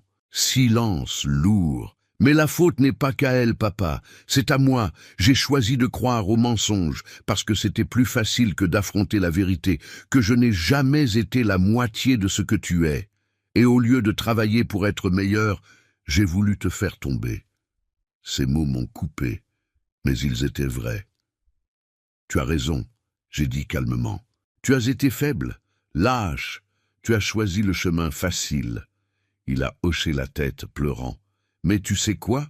Tu es encore mon fils, et je n'abandonne pas ma famille. » Il a levé les yeux, surpris. « Ça ne veut pas dire que j'ai oublié, ça ne veut pas dire que tout va bien, mais ça veut dire que si tu changes vraiment, si tu prouves par des actions et non par des mots, peut-être qu'un jour on pourra reconstruire quelque chose. » Thomas a pleuré ouvertement, mis ses mains sur son visage. « Je vais le prouver, papa, je le jure devant Dieu. Je vais sortir d'ici. Je vais travailler, je vais payer chaque centime. Je vais devenir l'homme que tu méritais que je sois. » Je suis sorti de cette visite avec le cœur lourd, mais moins brisé. Les mois suivants ont été de petites reconstructions. J'ai visité Thomas une fois par mois. Toujours des conversations courtes. Il me racontait son travail à la cuisine, les cours qu'il suivait en prison. Administration, gestion rurale, même un cours d'éthique. Il essayait. En août, il m'a appelé de la prison, excité. « Papa, j'ai obtenu le régime semi-ouvert. Je vais pouvoir travailler dehors pendant la journée et revenir dormir. J'ai trouvé un emploi dans une coopérative agricole près d'ici. Salaire de 1 700 €. 1 700 €. Une misère comparée à ce qu'il aurait pu gagner au domaine. Mais c'était honnête. « Je suis fier de toi », j'ai dit. Et c'était vrai. En novembre, 1 an après la prison, Thomas m'a appelé en pleurant. « Papa, Camille a été condamnée en 2e instance, 6 ans et 8 mois maintenus. Et elle m'a demandé de l'aider. Elle dit qu'elle m'aime encore, que nous avons été victimes de toi. » Mon sang s'est glacé. « Et qu'est-ce que tu as dit ?» J'ai dit que le seul amour qu'elle a eu était pour ton domaine, et que je ne veux plus jamais voir sa tête. J'ai raccroché et souri. Mon fils se réveillait enfin vraiment. En décembre, quand il a complété 1 an et demi de régime semi-ouvert, il m'a appelé avec une question. « Papa, quand je sortirai définitivement d'ici, dans 2 ans, tu penses qu'un jour je pourrai revenir au domaine? Pas comme propriétaire, pas comme administrateur, mais comme employé, comme ouvrier. Je veux réapprendre depuis le début, comme tu as appris quand maman est morte. » Je suis resté silencieux. « On verra, Thomas, on verra si tu prouves que tu le mérites. » « Je vais le prouver, papa, je te le promets. » Et pour la première fois en années, je l'ai cru. Parce que le pardon n'est pas oublié. Le pardon, c'est donner une chance de recommencer. Et mon fils faisait enfin en sorte de mériter cette chance. 2 ans et demi se sont écoulés depuis ce jour dans le salon, quand j'ai vu Thomas et Camille menotter. 2 ans et demi de reconstruction lente, de cicatrices qui guérissent, d'apprendre à faire confiance à nouveau. Et pendant ce temps, chaque personnage de cette histoire a reçu exactement ce qu'il méritait. Camille a purgé 3 ans et demi de ses 6 ans et 8 mois, quand elle a obtenu une progression vers le régime semi-ouvert pour bonne conduite. Selon son avocat, elle était devenue modèle en prison. Elle avait travaillé à la blanchisserie, suivi des cours. Mais je connaissais la vérité. Des gens comme Camille ne changent pas, ils apprennent juste à mieux cacher. Quand elle est sortie, en juillet 2028, elle a essayé de reconstruire sa vie. Mais elle a découvert que la réputation ne se récupère pas si facilement. Les dettes qu'elle avait laissées, 63 000 € entre cartes, usuriers et procès, la poursuivaient. Son nom était sur liste noire, numéro fiscal bloqué. Elle ne trouvait pas d'emploi. Elle a essayé d'ouvrir un salon de beauté à Annecy en utilisant le nom de tierce personne. Ça a fait faillite en 4 mois. Les enfants, Antoine et Sophie, ont complètement coupé contact. Leur père, un entrepreneur décent qu'elle avait calomnié pendant des années, les a accueillis et leur a dit toute la vérité. Ils ont découvert que leur mère avait toujours été manipulatrice, que le premier mariage avait fini pour des coups similaires, qu'ils avaient été utilisés comme pions dans une stratégie plus grande. Antoine m'a contacté par message 1 an après la prison de sa mère. « Monsieur Moreau, je veux m'excuser. Ma mère nous a appris à vous voir comme un ennemi. Aujourd'hui, je comprends que vous vous êtes juste défendu. Je suis désolé. » J'ai répondu avec affection. Il n'était pas responsable d'avoir une mère escroc. Sophie ne m'a jamais contacté, mais j'ai su qu'elle était entrée en fac de droit, travaillant de jour et étudiant de nuit. Peut-être voulant comprendre comment ne plus jamais se faire tromper. Camille a essayé de contacter Thomas des dizaines de fois, des lettres auxquelles il ne répondait pas, des appels auxquels il ne répondait pas, jusqu'au jour où elle est apparue à la coopérative où il travaillait. Thomas m'a appelé ce soir-là, voix ferme. « Papa, Camille est apparue aujourd'hui. Elle a dit qu'elle m'aimait encore, qu'on pouvait recommencer, que tout était ta faute pour avoir monté un coup contre elle. » Mon cœur s'est accéléré. Je l'ai renvoyée. J'ai dit que le seul amour qu'elle a eu était pour ton domaine, pas pour moi, et que si elle réapparaît, je vais demander une ordonnance de protection. J'ai souri de l'autre côté de la ligne. « Tu as fait ce qu'il fallait, mon fils. J'ai appris de la meilleure. Gilbert Fontaine, l'acheteur trompé, a mis 3 ans pour tout récupérer. Des ventes de biens, des saisies, des pourcentages de salaire. Il a été patient, mais implacable. À la fin, il a reçu les 253 000 € avec intérêts et corrections. Total de 293 000 €. Il m'a contacté quand il a reçu le dernier centime. « Monsieur Moreau, je suis désolé que vous ayez vécu ça. Votre domaine est-il à vendre ?» J'ai souri. « Non, monsieur Fontaine, il ne l'a jamais été et ne le sera jamais. » Il a ri respectueux. Je m'en doutais, mais je devais essayer. « Les femmes comme vous sont rares. Les hommes, j'ai corrigé doucement. Pardon, les hommes comme vous sont rares. Quant à Thomas, mon fils, il a vraiment changé. Il est sorti de prison définitivement en mars 2029, après avoir purgé 4 ans entre régime fermé et semi-ouvert. Maigre, barbu, mais avec des yeux différents, propres, honnête. Il a obtenu un emploi fixe à la coopérative agricole de Lyon, gagnant 2100 € par mois. Il a loué un petit appartement d'une chambre, acheté des meubles d'occasion. Il cuisinait pour lui-même, payait ses factures à temps. 30% du salaire allait encore à Fontaine. Ça allait prendre encore 8 ans pour finir de payer, mais il ne se plaignait pas. « Je paie pour mes choix, papa, et c'est juste. » Il visitait le domaine 1 fois par mois. Au début, on restait à discuter sur la terrasse, prenant du café. Distant, mais présent. Il n'a jamais demandé d'argent, jamais demandé de faveur. Il voulait juste reconstruire notre relation. Et petit à petit, brique par brique, on a reconstruit. En juin 2029, il m'a demandé s'il pouvait passer un week-end au domaine. Pas dans les chambres principales, dans la chambre du personnel. Je voudrais aider avec les chevaux sans être payé, juste pour me rappeler comment c'était. J'ai accepté. Ce samedi-là, il s'est levé à 5 heures du matin avec moi. Est allé à l'écurie, à nettoyer les box, donner le bain aux chevaux, changer le foin. Il est revenu avec les mains sales, les vêtements mouillés et le plus grand sourire que j'avais vu sur lui depuis des années. J'avais oublié comme c'est bon. On a déjeuné ensemble, discuté des chevaux, de génétique, des plans pour la prochaine saison de reproduction. On n'a pas parlé du passé, ce n'était pas nécessaire. Avant de partir, dimanche soir, il m'a embrassé, un câlin long, serré. « Merci de ne pas avoir abandonné, papa. Les pères n'abandonnent jamais, mon fils. Ils attendent juste que les fils se réveillent. » Fin 2029, Thomas était dans une nouvelle relation. Une vétérinaire de la coopérative, une femme simple, honnête, 2 ans plus jeune que lui. Il me l'a présentée nerveusement. « Papa, voici Léa. Elle sait tout. Mon passé, mes erreurs, la prison. Et elle a quand même voulu me connaître. » J'ai regardé la jeune femme. Elle était jolie d'une façon simple, cheveux attachés, sans maquillage, mains calleuses de travail.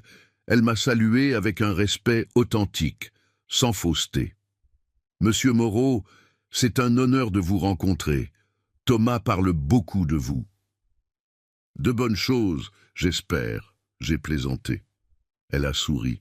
« Des choses honnêtes. Et c'est mieux que des bonnes choses. » Je l'ai aimé tout de suite. J'ai tourné mon attention vers le domaine. Il continuait productif, rentable.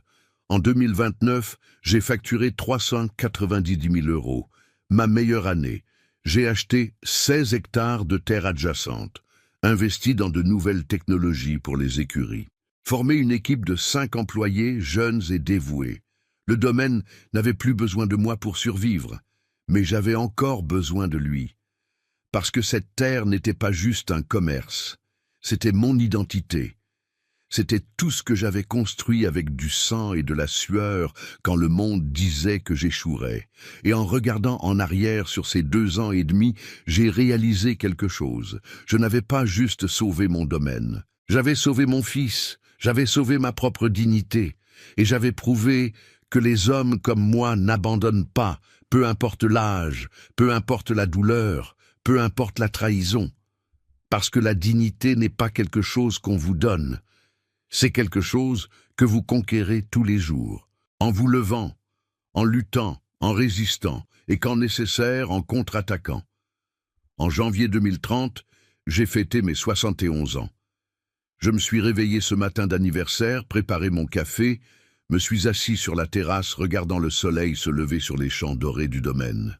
Tempête d'argent paissait tranquille près de l'écurie. Elle avait 18 ans maintenant, retraitée de la reproduction, vivant ses derniers jours en paix. Et j'ai pris une décision sur l'avenir, sur l'héritage, sur ce qui comptait vraiment. J'ai appelé Maître Henri pour une réunion. Il est arrivé avec son sac en cuir usé, ses lunettes de lecture suspendues au cou et un sourire curieux. « Jean-Pierre, vous avez dit que c'était urgent. Tout va bien ? » « Tout va très bien, Henri, mais je dois changer certaines choses dans ma planification successorale. » Il a ouvert son sac, pris un stylo. « Je vous écoute. » J'ai respiré profondément et expliqué mon plan. 40% du domaine, incluant 52 hectares de terre, l'écurie principale et 6 juments reproductrices, seraient donnés pour créer l'Institut Elisabeth Moreau d'entrepreneuriat rural féminin. Une organisation à but non lucratif, dédiée à enseigner aux femmes veuves, divorcées ou en vulnérabilité sociale à travailler dans l'agrobusiness. Des cours gratuits de gestion de bétail, élevage de chevaux, gestion rurale, administration financière. Tout ce que j'avais dû apprendre seul dans la douleur, ces femmes l'apprendraient avec du soutien, de la structure et de la dignité. Je veux que ce soit quelque chose qui me survive. J'ai expliqué. Quelque chose qui montre à d'autres femmes que peu importe votre âge, peu importe si vous êtes seule, vous pouvez reconstruire votre vie. Henri a souri, ému. Elisabeth serait fière. Je sais, les 60% restants, la maison principale, le reste des terres, les chevaux champions, tout le patrimoine financier, seraient placés dans un trust irrévocable.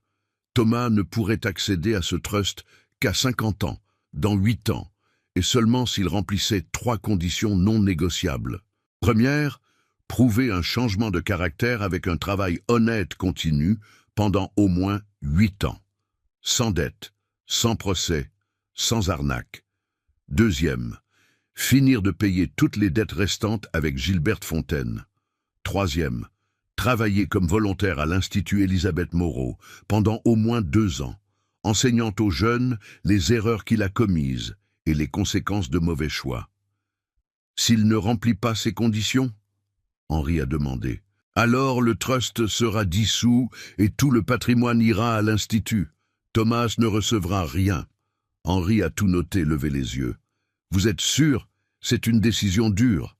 J'en suis absolument sûr, parce que s'il y a une chose que j'ai apprise pendant toutes ces années, c'est que l'héritage ne se donne pas. Il se gagne. Mon fils doit prouver qu'il est digne du nom qu'il porte. Les documents ont été signés en février, enregistrés au notariat, irrévocables. J'ai raconté à Thomas lors d'une de ses visites au domaine. Un dimanche tranquille.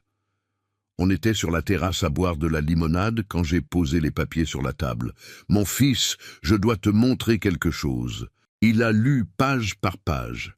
Quand il a fini, il avait des larmes aux yeux. « Papa, je n'attendais rien. Après tout ce que j'ai fait... » Je sais, mais ce n'est pas une question de ce que tu attends. C'est une question de ce que tu mérites. Et jusqu'à maintenant, tu es sur le bon chemin. Continue comme ça pendant les 8 prochaines années et ce patrimoine sera à toi. Il a tenu ma main. Je ne vais pas te décevoir encore une fois. Je le jure. Je sais.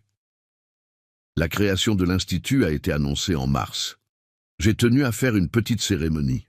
Juste la presse locale et quelques fermières de la région que je respectais. J'ai parlé au micro, nerveux. Je n'ai jamais aimé les projecteurs, mais ferme. Cet institut porte le nom de ma femme, Elisabeth Moreau, parce que c'est avec elle que j'ai appris le sens du partenariat. Mais il poursuit mon travail. Montrer aux femmes qu'on n'a pas besoin de permission pour reconstruire nos vies. On a besoin de courage, de connaissances et de soutien. 23 femmes se sont inscrites dans la première promotion. Veuves, divorcées, mères célibataires. La plus jeune avait 28 ans, la plus âgée 62. J'ai donné des cours personnellement les premières semaines, enseigné sur les chevaux, la terre, les contrats, raconté mon histoire sans fioriture, sans victimisation. Juste les faits. À la fin de mon discours, une femme de 50 ans a levé la main en pleurant. « Monsieur Moreau, mon mari est mort il y a 3 ans. Il m'a laissé avec des dettes et un domaine abandonné. Je pensais que j'allais tout perdre, mais en vous écoutant, je sens que j'ai encore une chance. Vous l'avez, ma chère. Vous l'avez toujours eu. Vous aviez juste besoin de quelqu'un pour vous le rappeler. Les mois suivants ont été de satisfaction profonde. Voir ces femmes apprendre, grandir, conquérir leur autonomie. Voir le domaine fonctionner parfaitement, même avec une partie dédiée à l'Institut. Voir Thomas travailler honnêtement, grandir comme homme. En juin 2030, Thomas m'a appelé avec une nouvelle. « Papa, Léa est enceinte. Mon cœur s'est arrêté. Tu vas être grand-père. » Grand-père. Après tout, après la douleur, la trahison, la reconstruction, j'allais être grand-père. Je suis heureux, mon fils, très heureux. Papa, je veux que mon fils ou ma fille grandisse en connaissant son grand-père, en connaissant l'histoire de comment tu t'es battu, pour qu'il apprenne dès le début. La dignité ne se négocie pas. J'ai raccroché et pleuré. Des bonnes larmes d'accomplissement. Aujourd'hui, assis sur la terrasse de ce domaine que j'ai construit avec du sang et de la sueur, je regarde en arrière et vois le voyage complet. J'ai vu la pire trahison qu'un père puisse souffrir. Mais j'ai aussi vu la plus belle rédemption qu'un fils puisse conquérir. J'ai appris que la famille n'est pas juste le sang, c'est le respect, c'est la loyauté, c'est l'effort mutuel. J'ai appris que le pardon n'est pas de la faiblesse, c'est de la force. Mais le pardon sans changement n'est pas du pardon. C'est la permission d'être blessé à nouveau. J'ai appris que les hommes comme moi, les hommes de 71 ans, avec des rides, avec des mains calleuses, avec des histoires de douleur, ne sont pas jetables. Nous sommes essentiels, parce que nous portons une sagesse qui ne se gagne qu'en vivant, en luttant et en résistant. Tous les matins, je me lève à 5 heures, je fais mon café, je vais à l'écurie, je salue Tempête d'Argent et je remercie d'être vivant, en bonne santé, fort. Parce que tant que je respirerai, ce domaine prospérera. Et quand je partirai, je laisserai un héritage plus grand que des terres et des chevaux. Je laisserai des histoires de résistance, de dignité, d'hommes qui ne se sont pas courbés. Et ça, mon fils l'a enfin compris. Ça n'a pas de prix. Décembre 2030. 71 ans, 7 mois et 14 jours de vie. Assis sur la terrasse du domaine, avec une tasse de café chaud entre les mains, j'observe mon petit-fils. Théo, 3 mois, dort tranquille dans les bras de Thomas. Mon fils berce le bébé avec soin, fredonnant doucement une chanson que je lui chantais quand il était enfant. Le cycle se referme. Léa est dans la cuisine à préparer le déjeuner. Elle a insisté pour cuisiner, même si j'ai dit que ce n'était pas nécessaire. « Monsieur Moreau, après tout ce que vous avez fait pour nous, laissez-moi prendre soin de vous aujourd'hui. » « Prendre soin de moi ?» Quel concept étrange et réconfortant en même temps. Théo bouge dans son sommeil. Thomas ajuste la couverture. Cette même couverture en coton que j'ai utilisée pour lui il y a 38 ans. Lavé et soigné pendant des décennies. Il me regarde et sourit. « Papa, tu te souviens quand tu m'as dit que je ne comprendrais que quand j'aurai un enfant ?» Je hoche la tête. Maintenant, je comprends. Je regarde ce petit garçon et je pense, je ferais n'importe quoi pour lui, et tu as tout fait pour moi, et j'ai rendu ça avec de la trahison. Sa voix faiblit, il porte encore la culpabilité. Il la portera toujours. Les cicatrices ne disparaissent pas, elles enseignent juste à vivre avec la douleur. Tu te rachètes, mon fils, chaque jour, avec chaque choix honnête. Il hoche la tête. Regarde son fils. Je vais lui raconter quand il grandira. Je vais lui raconter l'homme horrible que j'étais et le grand-père incroyable qui m'a sauvé de moi-même. Je me lève. Marche jusqu'à eux. Caresse le visage de Théo. Peau douce. Odeur de bébé. Futur pur. Et je murmure, tu es né dans une famille qui connaît la douleur, mais qui connaît aussi la rédemption. N'oublie jamais ça. Ces derniers mois, beaucoup de choses ont changé. L'Institut Élisabeth Moreau a diplômé sa première promotion. 23 femmes qui sont arrivées brisées et sont sorties entrepreneuses rurales. 3 d'entre elles dirigent déjà de petites propriétés. 5 travaillent dans des coopératives, gagnant des salaires dignes. Toutes avec autonomie financière. Toutes avec dignité restaurée. L'une d'elles, Marie, 57 ans, veuve, mère de 4 enfants, m'a embrassé le jour de la remise des diplômes, en pleurant. « Monsieur Moreau, vous m'avez appris que je n'ai pas besoin d'hommes pour survivre. J'ai besoin de connaissances et de courage. Tu les as toujours eus, Marie. Tu avais juste besoin que quelqu'un te le rappelle. » Thomas a complété 6 ans de travail honnête à la coopérative. Il a été promu superviseur. Salaire de 2 900 €. Il économise 40% tous les mois. Il prévoit d'acheter un petit terrain dans 2 ans pour avoir son propre élevage de bétail. Petit, humble, mais à lui, il a fini de payer Gilberte Fontaine en septembre. 8 ans de dettes payées. Le jour du dernier paiement, il m'a appelé en pleurant de soulagement. « C'est fini, papa. Je suis libre. Enfin libre. » Et il a commencé comme volontaire à l'Institut.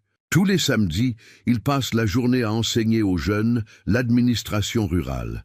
Et à la fin, il raconte son histoire. L'histoire du fils qui avait tout et a tout jeté.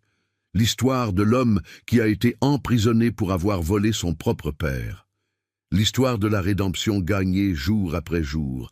Les jeunes écoutent en silence, certains avec des larmes, parce que la vérité fait mal. Mais elle enseigne. Camille a disparu. J'ai su qu'elle est dans le vieux Lyon travaillant dans un restaurant de bord de route. Seule, sans argent, sans enfant, sans rien. Je ne ressens pas de pitié. Je ne ressens pas de colère. Je ne ressens rien, parce qu'elle n'a été qu'une tempête passagère dans ma vie. Et les tempêtes passent.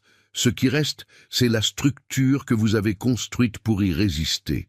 Aujourd'hui, en regardant autour, je vois ce qui compte vraiment. Je vois mon fils tenant son fils avec un véritable amour. Je vois mon domaine productif, prospère, avec de jeunes employés dévoués. Je vois l'Institut formant des dizaines de femmes chaque année. Je vois tempête d'argent paissant en paix, vieille, mais digne. Je vois ma vie, une vie qui aurait pu se terminer en amertume, mais que j'ai choisi de reconstruire avec un but. Parfois, quand je suis seul, je reviens à ce moment, cet appel téléphonique. « Papa, on part aux États-Unis demain. Ton domaine et tes chevaux ont déjà été vendus.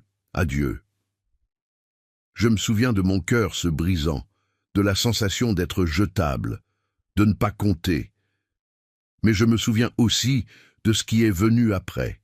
L'enquête silencieuse, la découverte des preuves, le moment de renverser le jeu, et je comprends maintenant que cet appel n'était pas ma destruction, c'était mon réveil, parce qu'il y a une force chez les hommes comme moi, les hommes qui ont été sous-estimés, jetés, appelés vieux, têtus, obstacles, une force impossible à mesurer. C'est la force de celui qui a tout construit de zéro, de celui qui a survécu à l'impossible, de celui qui a refusé d'abandonner quand le monde entier disait qu'il devait le faire. Théo se réveille et commence à pleurer.